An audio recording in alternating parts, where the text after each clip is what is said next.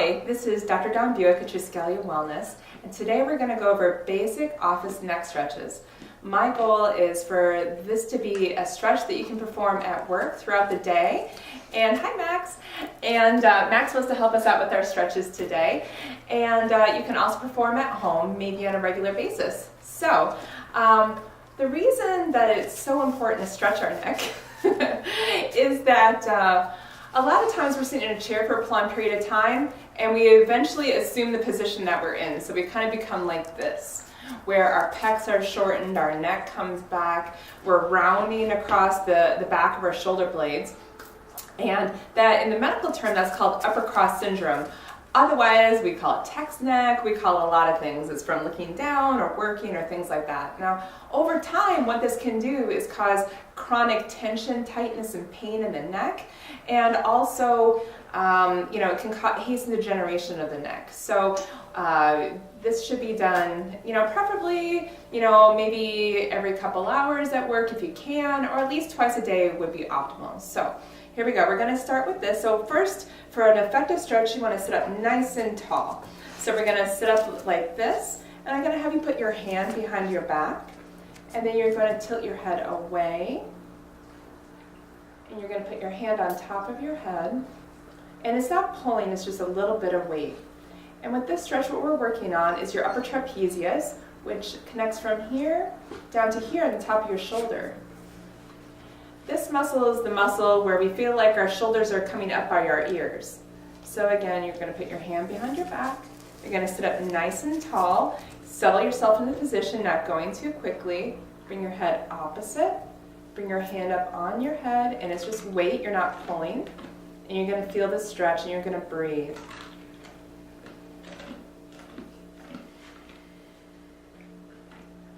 And you would hold this for 5 to 6 long, slow, deep breaths.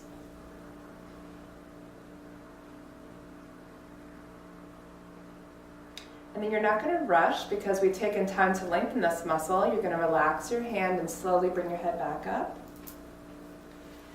And then you're going to switch hands, sitting up tall once again, setting yourself up into your position.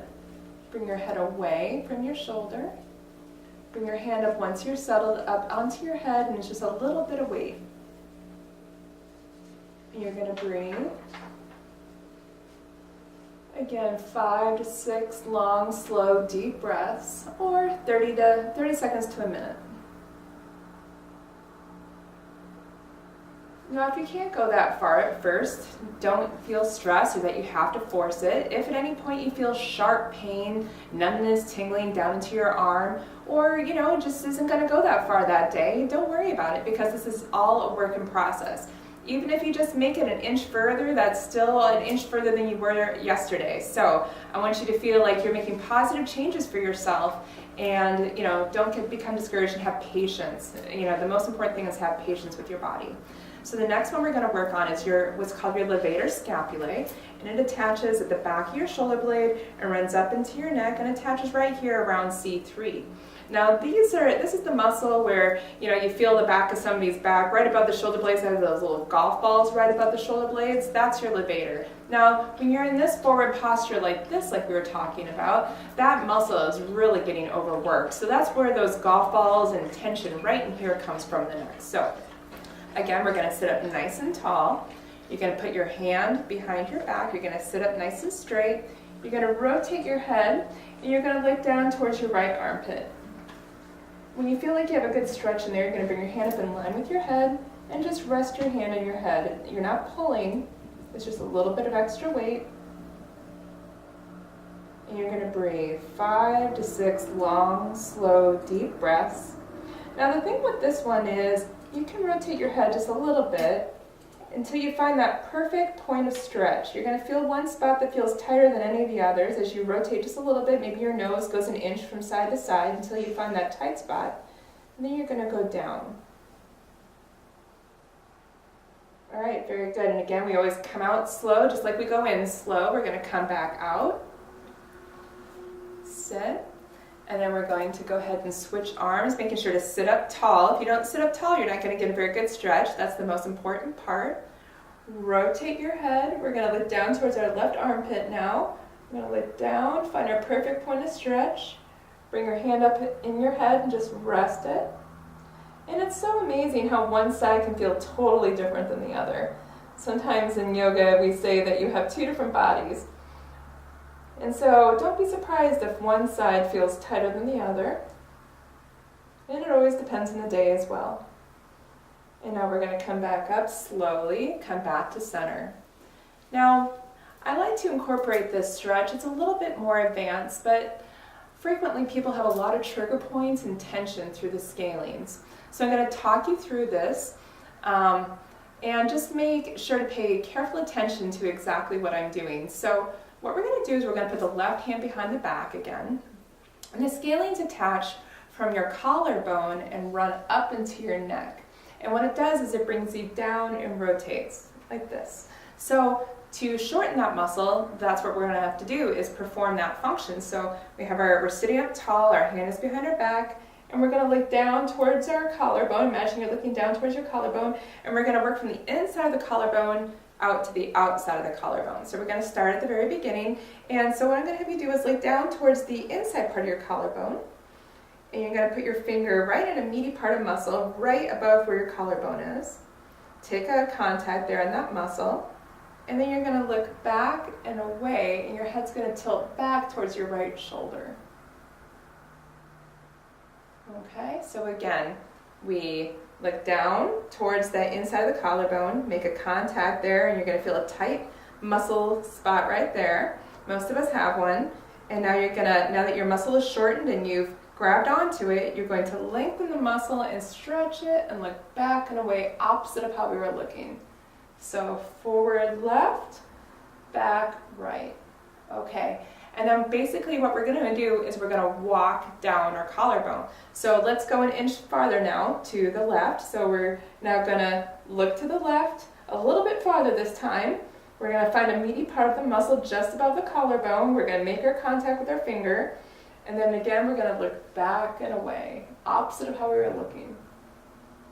You're going to feel a stretch all through these muscles right here in the front part of our neck. All right, next one. Now, there are three groups of scalenes, the anterior, middle, and posterior scalenes. The posterior scalene does a very similar job to what your upper trapezius does, the very first muscle we worked on. So as we get to the far end of the collarbone now, we're going to perform a similar action as we did in upper trapezius, but this time we're going to hold our finger on it. So at the far end of your collarbone, you're going to find a meaty spot. You're going to bring your head over, push your finger down, and then bring your head over and away. All right, so we're basically, and you can work up as well. So this is just where the scalenes attach, but you can work up. So let's say you have a nasty little trigger point, like I do, about 2 inches higher than my collarbone. What you do then is you look down towards that trigger point. You're going to put your finger on it, and you're going to look back and away. Now sometimes if you actually have a trigger point there, it can be a little intense when you touch it because that's an area of muscle that's contracting abnormally, and so you have inflammation, and in that area, so it's tender. So you want it to be a good kind of pain as opposed to a sharp or a tense or a stabby pain. You know what I mean?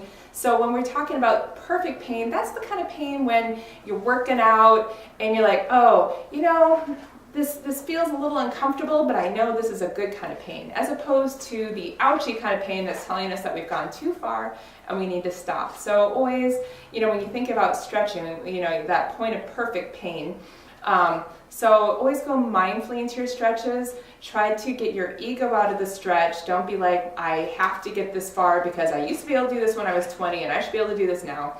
So you got to pull that part out of it and just be like, okay, this is where I am today, and meet your body where you are right now. Okay? So obviously, since we did this on the left side, now we should probably do that on the right side as well. So again, just to reiterate, we're going to put the right hand behind our back. We're going to sit up nice and tall. We're going to look down towards our collarbone. We're going to find that meaty spot right at the beginning. We're going to put our finger on it, and we're going to go back and away. Very good. And these ones, I don't hold as long as you've probably noticed. I probably hold these for about 15-20 seconds, just until you feel lengthening through it. You don't have to hold these as long. And again, we're going to go to our next spot. You're going to make the muscle short, which means you're contracting it. And then you're going to go back and away opposite of how you were going there before. So down right, back left, okay? And then finally we're going to work on that posterior scaling, so you're going to tilt your head to the side, find a meaty point, and now we're going to go opposite. Very good. Now if the scaling stretch is just a little bit too advanced or a little confusing for you, go ahead and leave that one out. That's just a little bit of bonus that you can do for yourself, but not essential. So the most important ones so far are upper trap, which is side to side, and levator, which is down towards your bicep, and then your opposite bicep like this, okay? So the third or fourth muscle group that I really like to work on is your pecs. The pecs like to get shortened because when we're like this, where our shoulders round forward, we're pulling the shoulders in, creating a lot of tension through here. And so what we're going to do is we're going to go to find a door frame. So I have a door frame right here. My preferred door frame is I'd like to use the bathroom door, because the more you can make something a habit or a routine, the better. So maybe when you brush your teeth in the morning or at night, I should say, and at night, so morning and night, you want to do this. So what you're going to do is you're going to come to a door frame. I just happen to be using the inside of this going this way just because the camera's here, but you could just as easily go like this, or even if you're a large man, you could do both hands at once. So don't let what I'm doing here, I'm just going to give you a general guideline. So you want your arm to be at 90 degrees to your body here. You're hanging onto the door, just you're not gripping it, it's just there blocking. You're going to stand up nice and tall. What you're going to do is you're going to bring your inside leg forward, you're going to bend your knee, and I want you to be very mindful that you don't twist your back in this position. Sometimes people kind of twist like this, or they're arching, trying to get it, but you want your back to stay straight, and all the bend is happening in the front. Be mindful of where your knee is in relation to your ankle, but you want to be feeling a stretch from your sternum here out to your arm. So as you lean forward, you should feel a stretch all through here. Okay? No pinching or pulling in the back, no pain back here. We want to keep that straight. And again, you could do like 2 30-second reps in that. So we take a little break, reset, and then you can go forward again. Now that gets one section of the pec, but in actuality, the pec is a huge muscle. It goes down the whole length of your sternum here. So to get additional fibers, we want to incorporate 2 more angles. So we can go down 30 degrees. So we're starting here. We're down farther now, 30 degrees from 90. So we're at, let's say, 60 degrees. And we come forward. And same thing as the other one. You're going to breathe. And you're going to hold this one for about 30 seconds. And then come back. And then, so let's say we're at 90. Now we're going to come to 120. And we're going to come this way. And this just gets different fibers of the pecs because it's just such a large muscle. Most people, when they're starting, it'd be good just to focus on 90. But as you're feeling more confident with that, you feel like you're getting a little bit more space, then we can incorporate the 60 and the 120. Okay? But it's whatever feels comfortable for you. If you feel like pinching in your shoulder when you do that, maybe bring your shoulder into extension, maybe they'll leave that off for a little bit right now. But that would be very important to incorporate some pec stretching in your routine. The final one I want to go over is the Brugger maneuver. And I'm going to demonstrate that sitting. You could do it in your chair, but also standing. So I'm going to come to the edge of my chair, just like this. And again, nice tall back, because that's what we're trying to do, is we're trying to bring our posture back.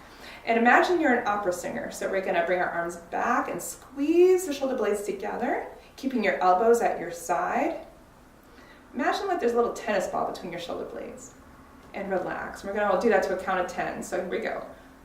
1, 2, 3, 4, 5, 6, 7, 8, 9, 10. And release.